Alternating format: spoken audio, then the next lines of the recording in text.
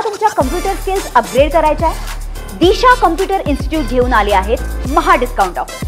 आता कोणताही कोर्स करा फक्त 1800 रुपयांमध्ये।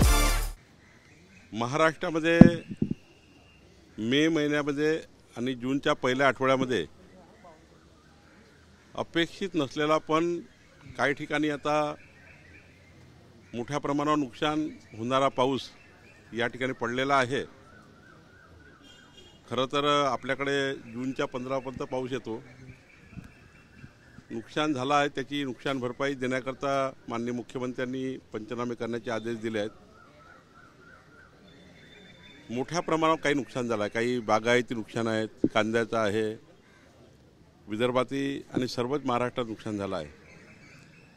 या नुकसान भरपाई करता प्रत्येक कॅबिनेटमध्ये हा विषय येतो। माननीय मुख्यमंत्र्यांनी स्पष्टच त्या ठिकाणी एक धोरण ठेवलेलं आहे की मंत्रिमंडळाच्या बैठकीमध्ये पहिला विषय हा पूर परिस्थिती, पाणी टंचाई या सर्व विषयावर असतो। त्यामुळे मागच्याही बैठकीत मंत्रिमंडळाच्या सविस्तर चर्चा माननीय मुख्यमंत्री देवेंद्र फडणवीसजी, उपमुख्यमंत्री एकनाथजी आणि अजितदादा आम्ही सर्व मंत्रिमंडळाने सविस्तर 1.5 तास चर्चा केली।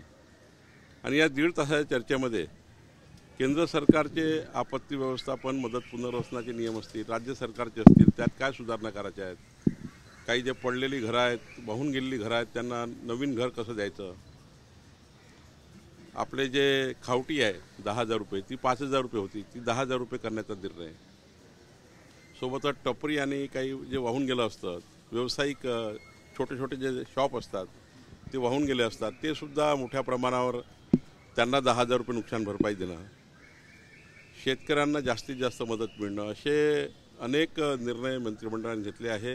मदत पुनर्वसन खात्याने घेतले आहे, आपत्ती व्यवस्थापन खात्याने घेतले आहे आणि माननीय मुख्यमंत्र्यांनी मागच्या कॅबिनेटमध्ये हे सांगितलं की पुढच्या कॅबिनेटपर्यंत संपूर्ण राज्याचं काय काय नुकसान झालं याची सविस्तर आराखडा मंत्रिमंडळाकडे येईल। आणि माननीय मुख्यमंत्री जसं मी पहिलेच सांगितलं की पहिलेही जो सब्जेक्ट असतो मंत्रिमंडळाच्या बैठकीचा की मदत पुनर्वसन आणि आपत्ती व्यवस्थापन आणि पाणी टंचाई या संदर्भाचे विषय, मला वाटतं या विषयामध्ये बऱ्यापैकी महाराष्ट्राच्या जनतेला नुकसान भरपाई मिळेल।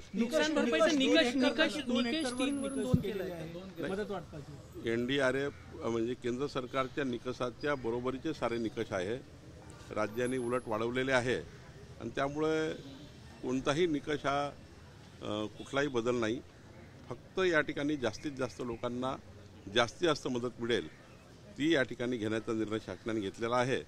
मला वाटतं याच्यातून जास्तीत जास्त लोकांना मदत मिळणार आहे। सरकारी पदावर असणाऱ्या लाडक्या बहिणींनी ज्या योजनेचा लाभ घेतला त्याच्यावर काही कारवाई केली जाणार? आता त्यांचे तर पहिले एक जर त्या जे काही जास्ती म्हणजे लाडक्या बहिणीच्या नावाने ज्या कर्मचाऱ्यांनी असं करायला नको होतं, 1,500 रुपये महिन्याकरता आपण त्या ठिकाणी सरकारी सेवेत असलेल्या नोकरदारांनी, बहिणींनी ते परत करायला पाहिजे। शासन वसुली करेलच, काही खात्यांनी चौकशी सुरू केली, काही खात्यांनी कारवाई सुरू केली, पण एकंदरीत ज्याच्या करता आपण ही योजना आहे, ज्या समाजाच्या शेवटच्या व्यक्तीकरता योजना आहे, आमच्या लाडक्या बहिणीकरता योजना आहे, त्या योजनेचा फायदा कुठल्याही योजनेचा राज्यामधल्या लाडकी बहीणच नाही कुठल्याही योजनेचा फायदा सरकारी कर्मचारी किंवा जे आपण काही ना काही कमवतो आहे, चांगल्या परिस्थितीमध्ये आहोत त्यामध्ये घेऊ नये, पण घेतलेला आहे तर त्याच्यावर कारवाई नक्की होईल। शरद पवार म्हणाले की राष्ट्रवादीच्या एकत्रीकरणाचा कुठलाही प्रस्ताव सुरू आहे का असं त्यांना विचारलं तर ते म्हणतात की मला याबद्दल काही माहिती नाही। माझी माहिती अशी आहे की अजून काही चर्चा नाही आहे। जसं तटकरे बोलले की जिची चर्चा सुरू नाही आहे ज्या विषयाची, त्या विषयावर टीका टिप्पणी करून किंवा त्या विषयावर टिप्पणी करून कोणी त्या ठिकाणी संभ्रम तयार करताय किंवा टिप्पण्या करतात आहे, हा विषय चर्चेला आला नाही किंवा मला वाटतं त्यांच्यातही चर्चा या विषयात सुरू नाही। शेवटी त्यांच्या पक्षाचा तो प्रश्न आहे। पण माझी माहिती जी आहे, एक राज्याचा भाजपाचा अध्यक्ष म्हणून मी काही माहिती मला असतं, अजून राष्ट्रवादीच्या एकंदरीत विलिनीकरणाची कुठलीही चर्चा आमच्या कानापर्यंत आली नाही। कृषी मंत्री कोकाटे यांनी पुन्हा वादग्रस्त वक्तव्य केलं, कृषी मंत्रालय म्हणजे ओसाड गावची पाटीलकी दादांनी मला दिली असं। याबद्दलचा निर्णय अजित पवार साहेबच करू शकतात। मागच्या वेळी त्यांनी आपल्या मंत्र्याची बैठक घेऊन आणि माननीय मुख्यमंत्र्यांनी आमच्याही मंत्र्याची बैठक घेऊन आणि एकनाथ शिंदेंनी त्यांच्याही मंत्र्याची बैठक घेऊन समाजाला वाईट वाटेल असे कुठलेही अपशब्द किंवा असा वाक्यप्रचार होऊ नये आपल्या मंत्रिमंडळाच्या कुठल्याही मंत्र्याकडनं, जेणेकरून समाज मन दुखेल, जेणेकरून शेतकऱ्याच्या जखमेवरचं मीठ चोळल्या जाईल किंवा समाजाला वाईट वाटेल असं कुठलंही वर्तन मंत्र्याकडनं अपेक्षित नाही, अशा सूचना आम्हा सर्वांना दिलेल्या आहेत. आता कोकाटेजीबद्दल जे काही बोलले आहेत ते अजितदादा याचा विचार करतील. मुंबईची बोली भाषा आता हिंदी होत चाललेली आहे दिवसेंदिवस. असं आहे की त्यांच्या बोलण्याचा अर्थ काय होता, लावला काय, याच्याबद्दल तुम्हाला बघावं लागेल. त्या ठिकाणी मीरा भाईंदर किंवा तो जो भाग आहे मुंबई उपनगराचा, त्या ठिकाणी हिंदी भाषिक लोक राहतात आणि मराठी ही सर्वांकरता, आमची माय मराठी ही सर्वांकरता आमची बोलीभाषा, आमची सकाळी झोपून उठल्यापासून झोपतपर्यंतची भाषा मराठी आहे. प्रताप सरनाईकही मराठी दिवसभर बोलतात, त्यांचाही पूर्ण पिंड मराठी आहे.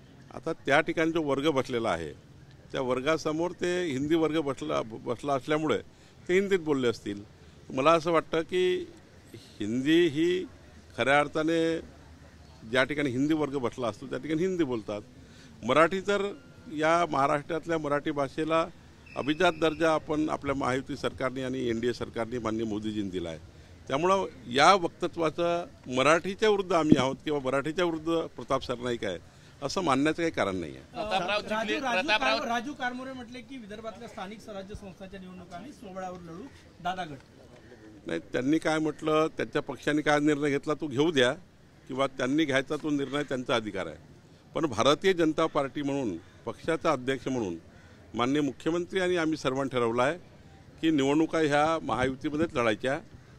महायुतीमध्येच आम्ही त्या ठिकाणी स्थानिक स्वराज्य संस्थेला पुढं जायचं आणि हेही सांगितलं परवाच आम्ही की एकाच ठिकाणी नाही जुळलं त्या ठिकाणी फार शत्रुत्वाच्या भावनेने लढायचं नाही आहे. ही मैत्रीपूर्ण लढत झाली पाहिजे. शेवटी निवडणुकीनंतर आम्हाला एकाच पक्षात एकाच सरकारमध्ये काम करायचं आहे, एक पालकमंत्री तेच राहणार आहे. त्यामुळे इतकं वितुष्ट येऊ नये युतीमध्ये, इतकं वितुष्ट येऊ नये की ज्यामध्ये आमचं या ठिकाणी एकामेकाकडे बघणंच बंद होईल, असं काही वितुष्ट येणार नाही. काही ठिकाणी समजा नाही झाला युतीचा प्रयत्न तर आम्ही मैत्रीपूर्ण लढू आणि नंतर बघू काय करा. पुन्हा टीका करण्यात आलेली आहे. मुख्यमंत्र्यांकडून एक प्रस्ताव मंजूर करून मंत्रिमंडळाचं नाव जे आहे ते बदलून देवेंद्र मध्यवर्ती कारागृह पुनर्वसन केंद्र असं करावं अशी टीका करण्यात आली. असं आहे, तुम्ही सामनाला का व्हॅल्यू देता मला माहिती नाही आणि कुणाला व्हॅल्यू देत फिरता. आज राज्यासमोर महत्त्वाचे प्रश्न आहे. हो, तो काय बोलला, सामनानं काय लिहिलं, याच्यापेक्षा राज्यातल्या शेतकऱ्यांना काय दिलं पाहिजे. आज तुम्ही महत्त्वाची प्रेसवार्ता केली, शेतकऱ्यापासून सुरुवात केली, हे महत्त्वाचं आहे. राज्य विकासाकडे नेण्याकरता राज्याच्या सरकारने काय केलं पाहिजे यावर जनतेचं मत काय, जनतेचे प्रश्न काय यावर आपण बोललं पाहिजे.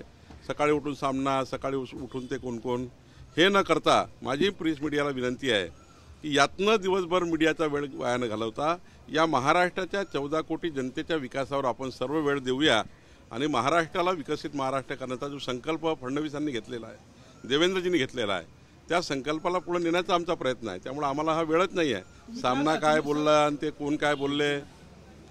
तुम्ही काल पांदन रस्त्याची पाहणी केली, महत्वाचा विषय आहे शेतकऱ्यांसाठी आणि महाराष्ट्राभरील पांदन रस्त्याबाबत निर्देशही दिले. काय निर्देश होते ते?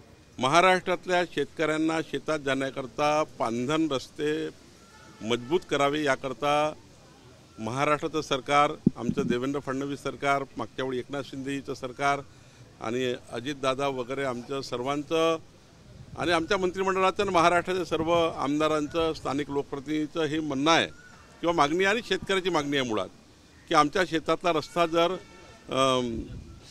माती मुरमाचा जरी करून दिला तरी आम्हाला 2 पिकं शेतात घेता येईल. आमचे राज्यमंत्री आशिष जयस्वालजींनी यांनी याच्यावर खूप मोठं काम केलं. एक नवीन शासन निर्णय त्यांनी आमच्यासमोर आणला. पांधन रस्ते बांधकामाकरता आशिष जयस्वालजींनी नागपूर पॅटर्न तयार केला. तो नागपूर पॅटर्न राज्यात राबवण्याची योजना तयार झाली. माननीय अजित पवारजींनी आपल्या बजेटच्या स्पीचमध्ये सुद्धा नागपूरच्या रामटेकच्या या पांधन रस्ते योजनेचा राज्याला लागू करण्याबद्दलचं सुतोवा केलं. मला असं वाटतं, मी काल ज्या पांधन रस्त्यावर गेलो होतो खानगावच्या, त्या पांढर रस्त्याला जर बघितलं तर 12 फुटाचा सुंदर माती मुरमाचा पांढर रस्ता शेतकऱ्याकरता झाला. 10 लाख रुपये पर किलोमीटरमध्ये बांधकाम झालं आणि इतकं चांगलं बांधकाम झालं की शेतकऱ्यांना 2 पिकं घेण्याकरता आता रस्ता मोकळा झाला. तहसीलदार कलेक्टरनी रस्ते मोकळे केले आणि पांढर रस्त्याचं बांधकाम आम्ही सुरू केलं.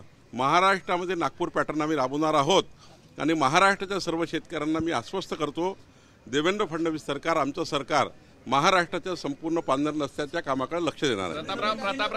प्रतापराव चिखलीकरांनी सुप्रीम कोर्टाने आदेश दिलाय 14,000 कोटीचे 2 कॉन्ट्रॅक्ट जे आहे ते रद्द करण्यात आलेले आहे. एकनाथ शिंदे यांच्याकडे डिपार्टमेंट आहे. 2 महत्त्वाचे प्रोजेक्ट घोडबंदर ठाणे रोड आणि 14,000 कोटींचे प्रोजेक्ट हे सुप्रीम कोर्टानं एका कंपनीला दिले होते, ते रद्द केलेले आहे. L&Tला त्यामध्ये रिलीफ दिलेला आहे. सुप्रीम कोर्टाने काय निकाल दिला हा मला वाचावं लागेल. आत्ता कॅमेरासमोर मला काही सांगता येत नाही. वाचून मला बोलावं लागेल. कुठल्या निकषावर टेंडर रद्द केले, काय त्या ठिकाणी पॅरामीटर पाळले गेले नाही, आमच्या अधिकाऱ्यांनी काय बघायला पाहिजे होतं, काय बघितलं नाही वगैरे, हे सुप्रीम कोर्टाच्या निकालात वाचूनच बोलावं लागेल. सर, हिंदी में बताइए, देवेंद्र फडणवीस ने अपने मंत्रिमंडल का नाम कारागृह रखना चाहिए, ऐसे सामने में टीका की गई है. भाई सामना पड़ता कौन है, कौन उनको पूछ रहा है? देखिए, मीडिया का उपयोग जो है, चाहे इलेक्ट्रॉनिक मीडिया है चाहे प्रिंट मीडिया, अब महाराष्ट्र की जनता नहीं चाहती है ये टीका टिप्पणी को. ये सामना लिखता है, उसके ऊपर आप कहते हैं और उसको दिन भर चलाते हैं. मत चलाइए, मेरी विनती आपको है. मैं सारे मीडिया के संपादकों को विनती करूंगा कि महाराष्ट्र के और भी प्रश्न हैं. सामना रोज पॉलिटिकल बात लिखता है और उसके ऊपर आप चला देते हो. सामना को काम ही हो रहा है, उनको घर बिठा दिया लोगों ने. महाराष्ट्र की जनता ने सामना के संपादक को और उनके मालक को घर बिठा दिया है. उनको कुछ काम नहीं बचा है. इसलिए वो जो लिखते हैं उस पर ज़्यादा बच जाइए. महाराष्ट्र की समाज के ऊपर जो आपने प्रतिष्ठा रखी है मीडिया की, आज तक महाराष्ट्र की मीडिया ने अपनी प्रतिष्ठा बनाकर रखी है.